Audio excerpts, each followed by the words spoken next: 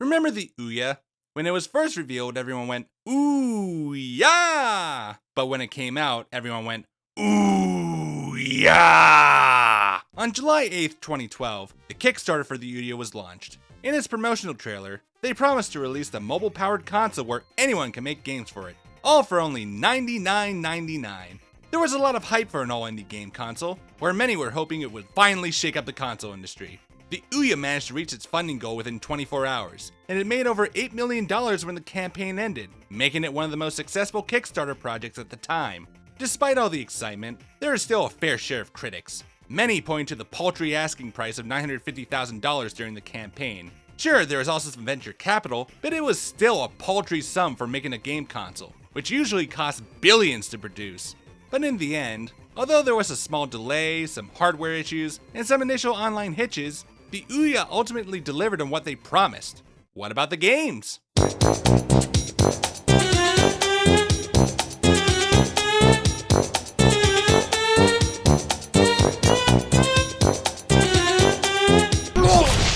Unfortunately, that's the one aspect they didn't deliver on. The lack of quality games caused the internet to take a piss on it. Despite their best efforts to get more games on the platform, consoles still sat on store shelves. Eventually, the Ouya sold themselves to Razer, where they would eventually shut the service down by 2019.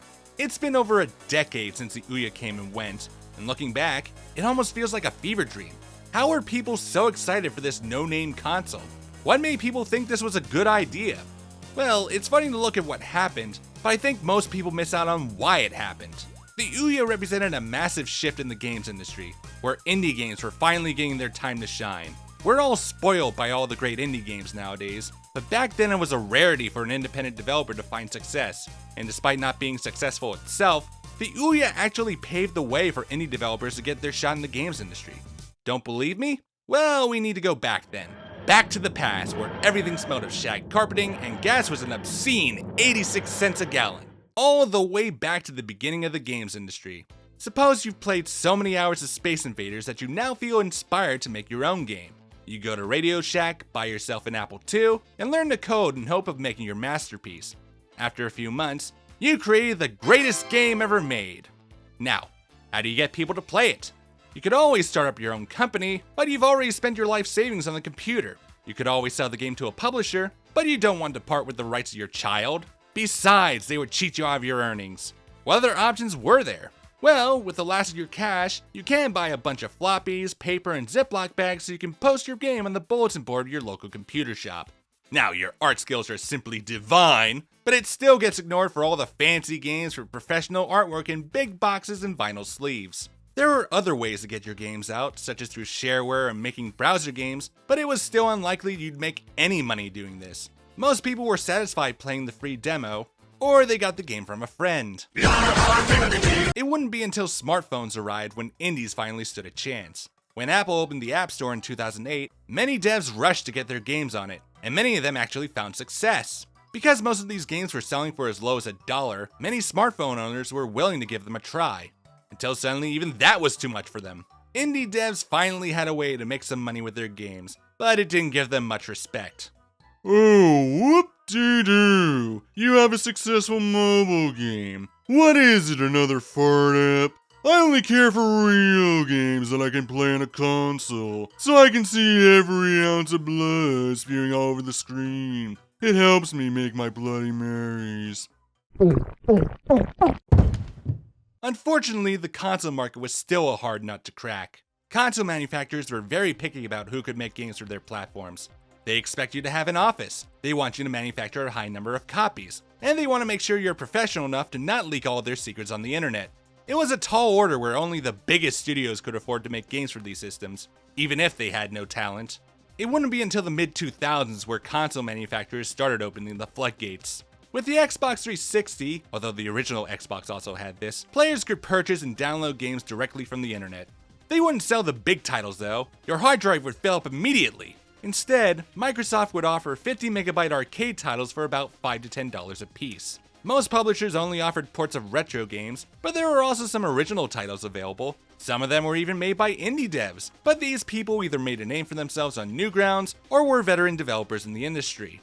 Fortunately, Microsoft would open the floodgates even further with what was the predecessor of the Ouya, the Xbox Live Indie Games program. Microsoft created a framework called XNA, now known as Monogame, that provided tools to make games for the PC and Xbox 360, where developers could then sell their games on Xbox Live for up to $5. Finally, indie developers now had a place on consoles. Sure, it was still limited, but it at least provided developers with a way to learn game development, and even with these restrictions, we still got some cool games from it. Unfortunately, it was these games that got all the attention.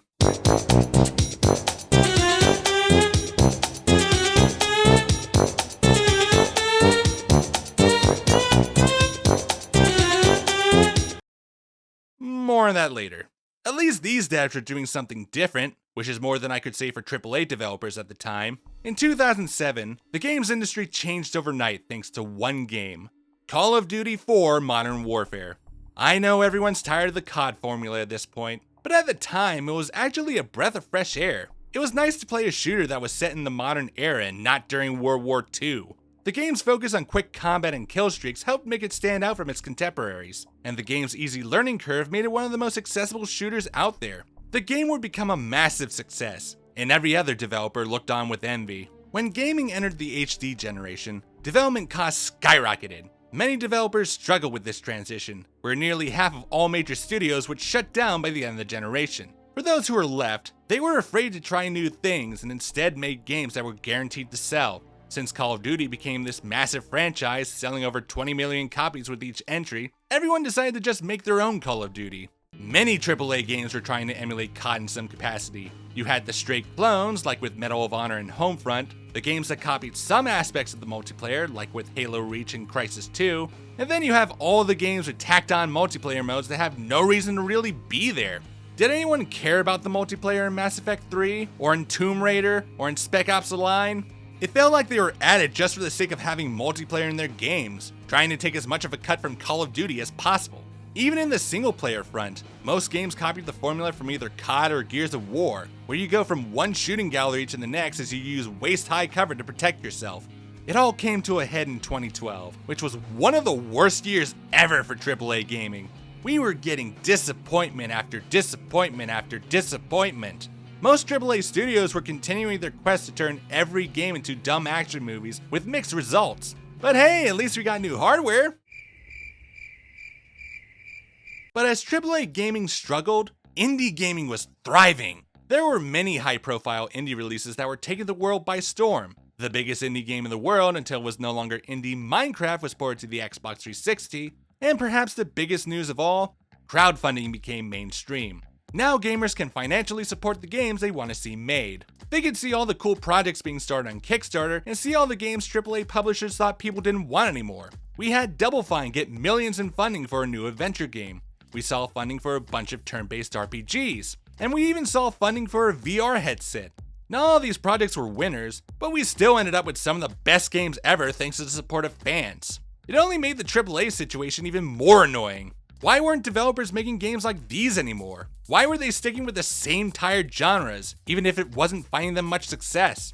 Worst of all, why aren't console owners able to play most of these indie games? Most of these Kickstarter projects were exclusive to PC, where it's even up in the air if they even make it to Steam. Why is it so difficult for these great games to come out on mainstream platforms? There needs to be a better way. Gamers wanted to play all these great games on their televisions. Was there any decent option for this?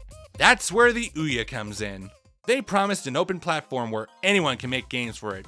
Many of the biggest indie games were promised for the system, with the hopes of many others joining the fray.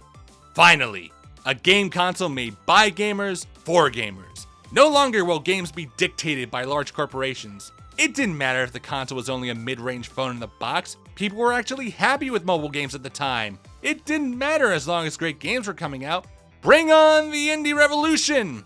This was the reason for the initial hype of the Ouya. They were hoping this indie console would finally shake things up in the games industry.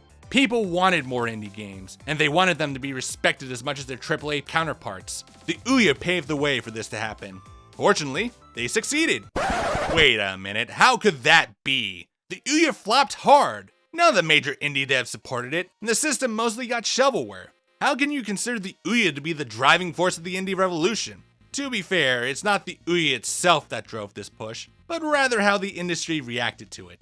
Gathering over $1 million in 24 hours brought some much needed attention to indie gaming, and the industry reacted accordingly. A few days after the Ouya Kickstarter, Valve launched Steam Greenlight, which allowed the Steam community to vote on the games they want to see available on the service. For years, many indie games were blocked from releasing games on Steam. Without a Steam release, you essentially had no exposure on the PC platform unless you were Minecraft. Although the system had its problems, it was good to finally see indie developers get a chance to make a name for themselves on Steam. Around the time of the Ouya's release, a new console war was brewing. Sony and Microsoft were battling each other once again in the technical arms race, but Sony had a surprising ally backing them: indie developers. During their E3 press conference, Sony showed some major indie projects coming to PS4, where they also gave an open invitation for indie developers to start making games for their platforms. Sony would go on to support many major indie titles, including No Man's Sky and Shenmue 3. Their initiative was so successful in bringing in new talent that Microsoft and Nintendo would follow shortly with their own indie programs. By the time the Ouya came out, it was no longer needed. Indie developers could now release their games on more mainstream platforms, which guaranteed them more attention than to stick with the unknown newcomer. What was left were people learning to make games for the first time, which is good in and of itself, but they didn't provide many games worth buying. Hence, the Ouya died so the rest of the indie scene can live. Indie developers can now make their games on any platform they wish. And now they have to compete with everyone else, where the store is flooded with low-quality games and many great games get booted off the front page automatically. Alright, I pushed this off long enough. Yes, opening up development has also led to many lower-quality games flooding online stores. But if you know indie gaming, you expect this. For every Hollow Knight, you get about 1,000 Slaughtering Grounds or Life of Black Tigers. Some are trying to make a quick buck, but there are still many who are giving an honest effort. Speaking as a software engineer, games are some of the hardest pieces of software to develop. There's so many different components of games that it's hard to keep track of it all. Why do you think so many modern games end up buggy? The fact that a developer made it to a point where they want to show their games to the world is a massive achievement in and of itself. Sure, you might have to sort through some garbage, but it's still better than the alternative. Many of the biggest indie games wouldn't even have a chance to get big a little more than a decade ago. These games were getting rejected because platform holders didn't think they would sell. Do you really want multi-billion-dollar corporations dictating what you can and can't play? I'm willing to sort through the garbage if it means I can find those diamonds in the rough. It might not be a masterpiece, but it might be something that surprises you. As someone who's made games in the past and has ambitions to make games in the future, I'm glad developers like myself have the opportunity to share our vision with the world, and we have the Ouya to thank for this. Wouldn't it make more sense to say Minecraft paved the way for indie gaming? Oh, god damn it.